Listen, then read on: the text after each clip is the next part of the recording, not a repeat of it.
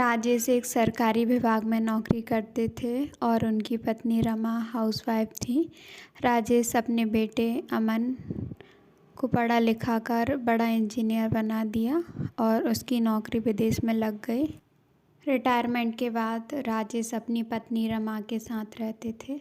सुनिए जी, अब आप भी रिटायर हो गए हैं, सारा दिन घर में बोर होते रहते हैं, आपकी तबीयत भी ठीक नहीं रहती, क्यों ना हम अमन से कहें कि वो इंडिया आकर हमारे साथ रहने लगे।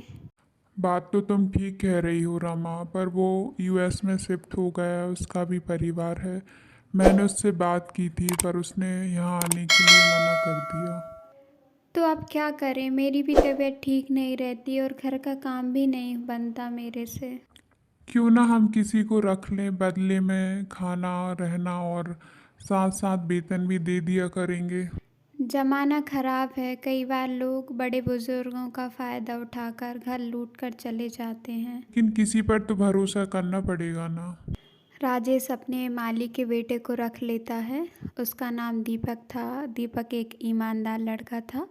वह राजेश और उसकी पत्नी की बहुत देखभाल करता था। एक दिन राजेश की तबीयत खराब हो जाती है। दीपक, देख तो इन्हें क्या हुआ है, हमें इन्हें जल्दी हॉस्पिटल ले जाना पड़ेगा। हाँ, आप सही कह रही हैं। मैं अभी गाड़ी निकालता हूँ, हम बाबूजी को हॉस्पिटल लेकर चलेंगे, उन्हें कुछ नहीं होगा। हाँ, मैं अमन को कॉल करके बताती हूँ।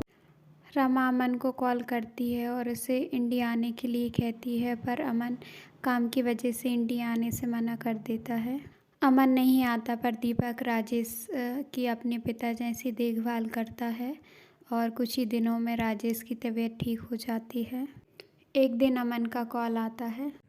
माँ, मैं कुछ दिनों के लिए इंडिया आ रहा हूँ। हाँ बेटा, ये तो बड़ी खुशी की बात है, बहू और पोते को भी ले आ। मैं सिर्फ अकेला ही आऊँगा। मैंने उससे बात की थी पर उसने मना कर दिया।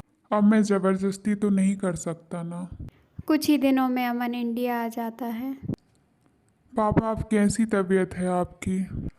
मैं बिल्कुल ठीक हूँ बेटा। भगवान भला करे दीपक का कि उसने दिन रात मेरी सेवा की, आज मैं तेरे सामने स्वस्थ खड़ा हूँ। पापा, मुझे यूएस में घर लेना है। आप जानते हैं कि विदेश में घर लेना कितनी बड़ी बात है, तो मैं चाह रहा था कि आप ये घर बेच दें।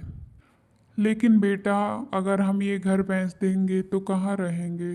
पापा, वैसे भी आप और मम्मी ही रहते हैं, इतना बड़ा घर है, तो क्यों ना आप एक कमरे का फ्लैट ले लें या फिर किराए के मकान में शिफ्ट हो जाएं। ये कैसी बातें कर रहा है तू अमन, तुझे शर्म नहीं आती? तुझसे अच्छा तो वो दीपक है। सही शब्दों में कहा जाए तो वो ही हमारा बेटा है। उस दिन तुम्हारे पापा की तबीयत इतनी ख़राब थी कि वो उस हॉस्पिटल ले गया उनको।